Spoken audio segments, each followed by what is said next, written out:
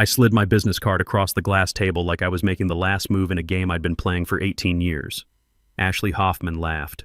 Sharp and dismissive, the kind of laugh that cuts through a room. 20 minutes earlier, she'd fired me in front of 6 executives from our buyer. Now she was staring at my card like it had just slapped her in the face. My name is Andy Garrison. I'm 47 years old. Until that morning, I'd spent nearly 2 decades building Summit Logistics Solutions from a garage operation into a cold chain transportation company worth $480 million. I didn't do it with flashy presentations or social media campaigns. I did it in spreadsheets nobody read, contracts nobody understood, and backup systems everyone ignored until they needed them. I designed the refrigerated transport network that kept vaccines stable when Texas summer heat hit 110 degrees. I negotiated the FDA compliance framework that let us scale without getting shut down by regulators. My emergency protocols kept insulin shipments moving when that ice storm knocked out power across Dallas for 3 days. I was the guy taking calls at 2 a.m., not posting leadership quotes on LinkedIn. Then our founder retired. No transition, no handoff. Just a farewell barbecue on Friday and an empty office on Monday. That's when Ashley showed up. 26 years old, founder's niece, fresh MBA from Stanford. Her first day, she called an all-hands meeting and announced we were going to digitally transform our legacy processes. Everyone nodded. I didn't. See, I'd been through this before. Back in the Navy, some fresh lieutenant would show up wanting to revolutionize how we ran supply chains.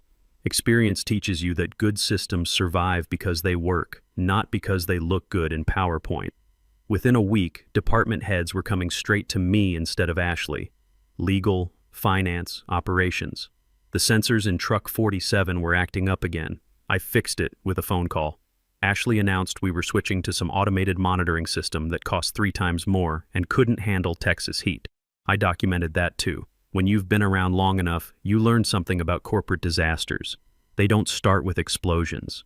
They start with confidence that isn't backed up by actual knowledge. When Titan Defense Solutions started their acquisition process, I knew exactly how this would play out. Ashley just didn't see it coming. After her first month, things changed. I stopped getting invited to meetings. Ashley didn't make a big announcement about it. She just stopped adding me to calendars. Strategy sessions became leadership only. Vendor calls turned into impromptu chats I somehow never heard about. When people asked where I was, she'd say, "Andy's more execution than vision." I took that as permission. When you've spent enough years inside a company, you learn the difference between being ignored and being underestimated. One's dangerous, the other's useful. I stayed quiet, did my job, fixed what I was still allowed to fix, and documented everything else. The military teaches you to keep paper trails. When things go sideways, and they always do, nobody remembers the conversations. They remember what got written down. Titan's due diligence team started asking questions, lots of them. On paper, Summit looked solid. Revenue was steady, margins were healthy. But their questions weren't about numbers. They were about what happens when things break. What happens if this vendor fails? Who actually knows how to fix the FDA compliance system? Where are the emergency procedures documented? Ashley answered with confidence. I answered with proof. At first, the messages came through back channels. Some junior analyst would accidentally copy me on an email. A legal guy would ask for background on some regulation. I responded with facts, no opinions, no commentary, just evidence. Then Jessica Walsh, Titan's integration lead, wrote to me directly. "Andy, could you spare 15 minutes to clarify a few operational dependencies?" I knew what that meant. You don't ask someone to clarify unless you already think they're the one who actually knows what's going on. I said yes. 1 call, 15 minutes. Jessica didn't waste time. She asked about vendor contracts, backup systems, who had emergency authority. I walked her through where the real risks were and where the safeguards actually lived. Then I mentioned, almost casually, that most of those safeguards depended on specific people knowing what to do.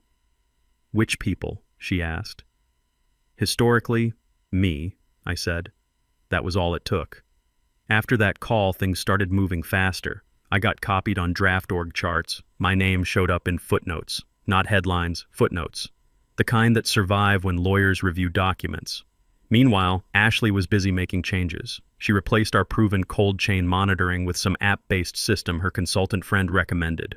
The guy had never shipped a vaccine in his life. Temperatures spiked in 3 trucks. A major pharmacy called threatening to drop us. I fixed it with 1 phone call, then sent the incident report to Titan's risk team. No commentary, just facts.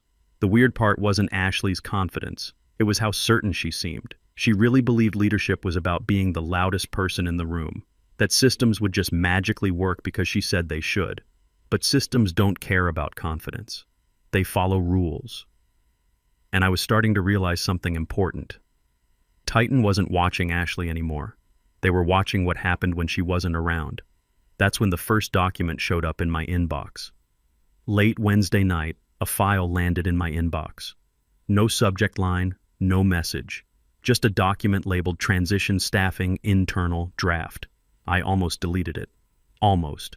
But 18 years of habit made me open it anyway. It wasn't meant for me. That was obvious. The thing was full of tracked changes, half-finished sentences, placeholder text. The kind of document that exists before decisions become official. I scrolled through it slowly. Then I saw it. A section titled Operational Continuity Authority. Under that, 1 line, Continuity Lead, TBD. To be determined. That's corporate speak for we're still figuring this out. But in acquisitions, figuring things out means power. And power was exactly what I needed. I saved the file and went to bed. Didn't tell anyone about it. Some things you keep to yourself until you understand what they really mean. The next few days were quiet on the surface, but crazy underneath. Ashley pushed through another optimization. This time she reassigned approval rights for FDA reporting. Didn't tell legal, didn't tell finance. Definitely didn't tell Titan. The system crashed within 2 hours. Shipments got stuck. Reports wouldn't validate. The FDA sent us one of those polite but serious emails asking why our compliance filings were late. Ashley sent a company-wide message blaming legacy system rigidity and promised a fix by Friday. Meanwhile, I was already fixing it. Took me 20 minutes and 3 phone calls. Jessica called me that afternoon. This time, she didn't ask for 15 minutes. She asked for my honest assessment of what was happening. I didn't sugarcoat anything. Walked her through exactly what Ashley had broken and why. Sent screenshots, error logs, timestamps, the whole mess, documented and organized. At the end of the call, Jessica was quiet for a minute. Then she said, "You know this isn't sustainable, right?" "Yeah," I said. "That's why I keep records of everything." Things changed after that call. Instead of asking what was happening, people started asking what should happen next. Draft org charts showed up with my feedback already built in. Risk reports mentioned Garrison's assessment. Legal started asking if changes needed continuity approval. That phrase again. Continuity approval. Ashley was still celebrating her transformation wins. She brought in some friend from business school to advise on strategic velocity. The friend suggested cutting a vendor backup system I'd put in place after a near disaster 3 years ago. I flagged the risk. Ashley ignored me. 2 days later, that backup system was the only thing that saved us when our main cold storage facility lost power during a summer brownout. Didn't say I told you so. Just sent Titan the incident report. Friday afternoon, another file showed up. Same name, updated version. This time the placeholder was gone. Continuity lead, Andrew Garrison. No announcement, no congratulations. Just my name, typed clean like it belonged there. I closed my laptop and sat there for a while. Because once your name's in documents like that, you can't go back. You're not just watching the game anymore. You're playing it. I didn't tell anyone about the document. Not legal, not finance, not even the 2 directors who still checked with me when things broke. That kind of authority works better when it stays quiet. Ashley could tell something was different, though she couldn't figure out what. Meetings started running late. Decisions got stuck halfway through. People began asking, "Has this been approved?" instead of, "What does Ashley want?" The real test came Monday morning. Ashley called an emergency leadership meeting. I wasn't invited. Nothing new there. What was new was the email from Titan's legal team, sent 12 minutes after the meeting ended. "Andy, we understand a staffing change was proposed this morning. Can you confirm whether continuity approval has been issued?" I read that twice. Nobody had used that phrase around Ashley yet. I kept my response simple. No continuity approval has been issued. 1 sentence. That's all it took. Within an hour, Ashley's proposed change was canceled. No explanation, no apology. just a brief message about approval process alignment. Ashley never mentioned my name, but she started watching me after that. I'd catch her looking when I walked past her office. She'd linger after meetings, asking questions that weren't really questions. "So," she said one day, leaning in my doorway, "Titan seems to really value your input. They ask questions," I said. "I answer them." She smiled, but it didn't look genuine. "Just want to make sure we're all aligned." Alignment, another corporate word that sounds friendly until you hear it too often. The next escalation was bigger. Ashley decided to streamline leadership before the deal closed. She drafted a plan to remove 3 senior managers, people who'd been at Summit longer than she'd been alive, called it modernization. The plan hit Titan's inbox before it hit mine. Jessica called within 10 minutes. "Did you sign off on this?" "No," I said, "and it violates the continuity framework." Papers rustled on her end. Someone else was breathing on the line. "Can you document that for us?" I already had everything ready. What Ashley didn't understand was this. By keeping me out of meetings, she'd freed me from having to play politics. I didn't need to convince anyone of anything. I just had to show them what was actually happening. By 5 p.m., Titan had frozen all staffing changes pending review. Ashley stormed into my office for the first time in weeks. "You're sabotaging me," she said. I looked up from my computer, calm as I could manage. "I'm doing my job." "Your job is operations," she snapped. "You don't get to block executive decisions." I didn't argue with her. The contract would handle that conversation soon enough. That night, one more message from Titan, short and direct. "Final transition meeting scheduled for Thursday. Please bring business cards." I stared at that email for a long time. People don't ask for business cards unless something big is about to change.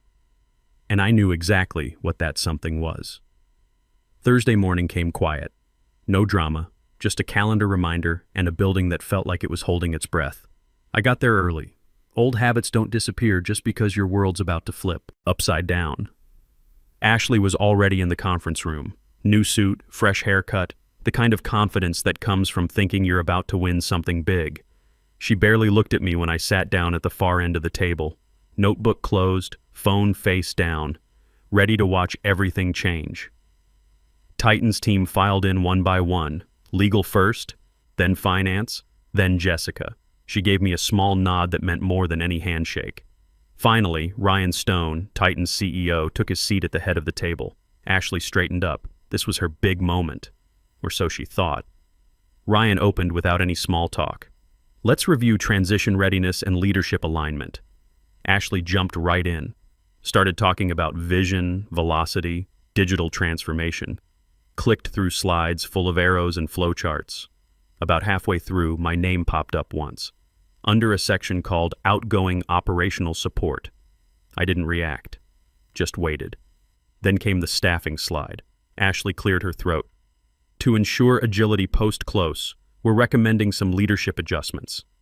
She glanced my way for just a second, long enough to make her point clear. Ryan didn't interrupt, didn't nod either, just waited for her to finish. When she was done, the room went quiet. Then Ryan turned to Jessica instead of Ashley. "Continuity review?" Jessica opened her folder. "Several of these changes require approval under the continuity framework." Ashley frowned. "We discussed this. I'm the acting CEO." Ryan looked at her straight. "You're the acting CEO of a company in transition." Then he turned to me.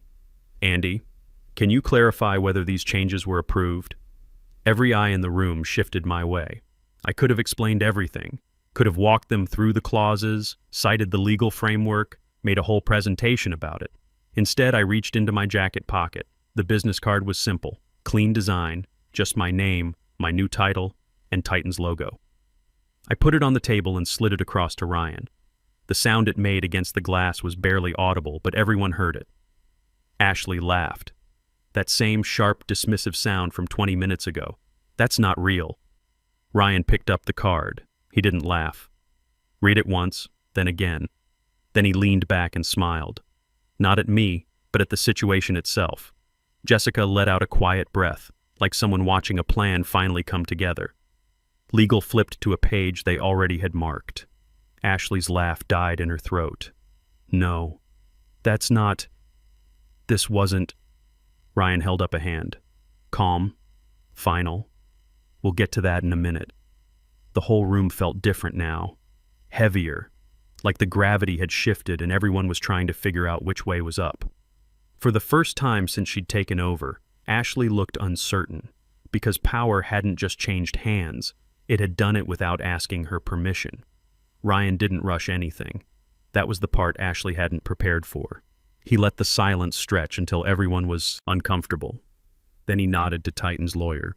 She opened her folder and turned it so the whole table could see. Page 14, paragraph E. Ashley leaned forward. This is ridiculous. Whatever confusion there is, we can sort it out later. We're sorting it out right now, Ryan said. The lawyer started reading. Not fast, not dramatic, just clear and steady. All transition phase staffing and operational decisions shall fall under the final authority of the designated continuity lead, whose approval may not be overridden by interim or acting executives unless ratified by the acquiring board.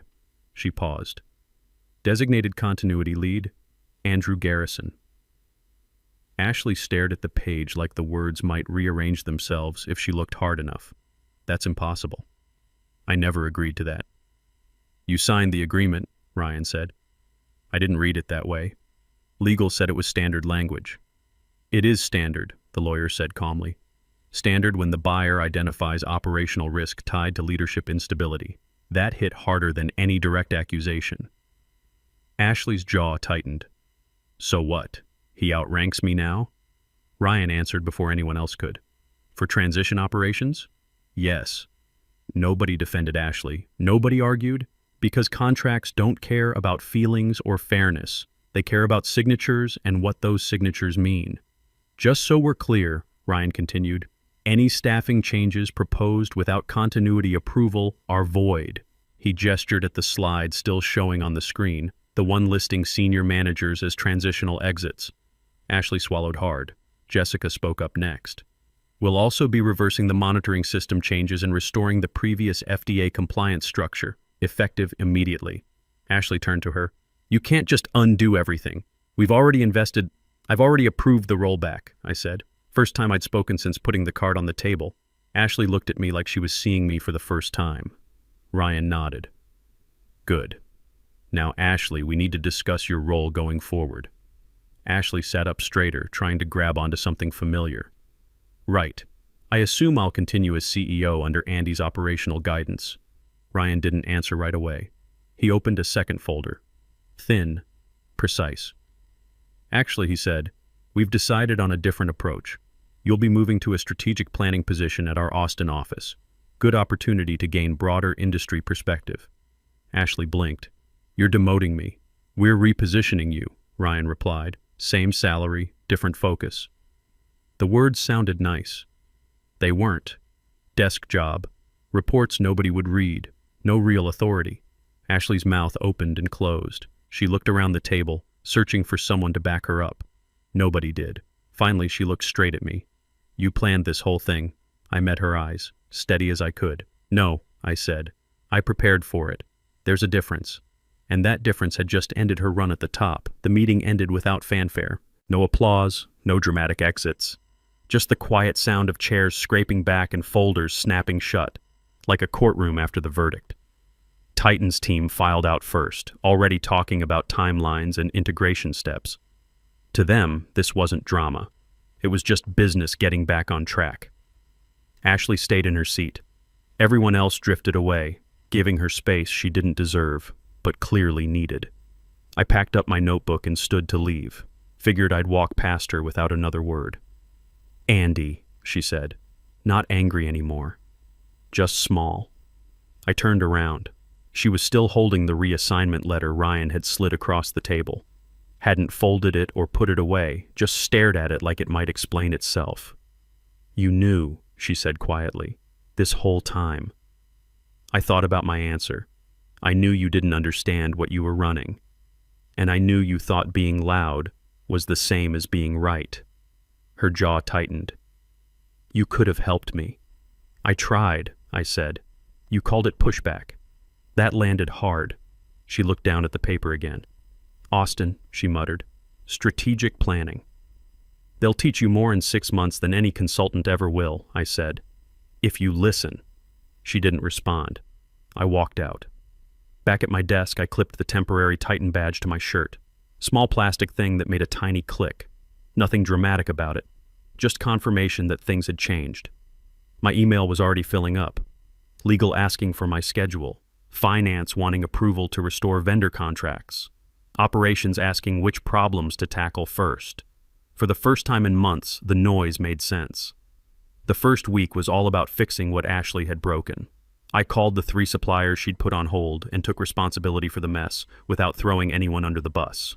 Reinstated the backup system she'd cut. Extended payment terms as a goodwill gesture. 2 of the suppliers thanked me for calling personally. One asked if we were back to being serious again. I told him yes. Second priority was compliance. Rolled back the experimental software and restored the proven FDA framework. Legal got their visibility back. Reports started validating cleanly. The regulator's inquiry got answered with documentation instead of excuses. By noon Wednesday, our risk dashboard went from red to green. Third was people. Met with the managers Ashley had tried to push out. No speeches, no promises, just clarity. Their jobs were secure. Their authority was restored. One of them, our warehouse director who hadn't taken a vacation in 5 years, leaned back in his chair and exhaled like he'd been holding his breath since the acquisition started. By the end of the second week, Titan's integration team stopped checking up on us and started planning ahead. Timelines stabilized. Dependencies got sorted. The whole machine hummed again. Not flashy, just steady. That's when people started asking questions. Careful ones. Is Andy staying? Who's he report to now? Is this permanent? Didn't answer them. Permanence gets decided by results, not promises. Thursday afternoon, Jessica asked me to join a call with Titan's board liaison. No agenda, just context sharing. I walked them through the recovery steps, remaining risks, timeline to full stability. Didn't ask for anything special. At the end, the liaison said, "You run operations like an engineer." "I am one," I replied. Pause on their end. Then, "Good." That night I walked through the warehouse floor for the first time in months. Forklifts moving with purpose, screens updating in real time. A supervisor waved and said, "Feels normal again, normal, best compliment I could get." A few days later, Titan made it official. Extended my role quietly. Same responsibilities, longer timeline. Enough runway to finish building the bridge I'd been holding together since the acquisition started. Ashley sent me one message from Austin. First week was rough. Learned more than I expected. I typed back, "That's how it starts." Because careers don't end with laughter. They end with lessons, whether you're ready for them or not. By the second month, the chaos felt distant, not erased, just managed, like a storm that had passed without doing structural damage. Titan's name was on the building now, but Summit's backbone was intact. Numbers told the story better than any presentation. On-time deliveries climbed back above baseline. Vendor complaints dropped to 0. Compliance audits closed without follow-ups. Quiet wins that never make headlines but decide whether companies survive. Titan noticed. So did executives who'd never bothered learning my name before. Started asking for my input on things outside my official scope. What breaks if we scale faster? Where are the hidden costs? Who actually understands this system? I answered honestly. Sometimes the answer was me. Sometimes it wasn't. Either way, the truth held up. 6 months later, nobody talked about the meeting anymore. Not because it was forgotten, but because it didn't matter. Summit survived the acquisition not through luck or politics, but because the right systems were in place and the right person was trusted to run them. The company became boring again, in the best possible way. Processes worked. Decisions had clear owners. Problems got caught early and fixed without drama. The machine did what it was designed to do. As for the business card that made Ashley laugh, I still carry it. Not because it represents victory, but because it reminds me how fragile authority really is when it isn't earned. You don't win by being the loudest person in the room. You win by being the one who understands what actually keeps the lights on. And when all the noise finally fades, that's when real careers begin. That's my story. Hope it was worth your time.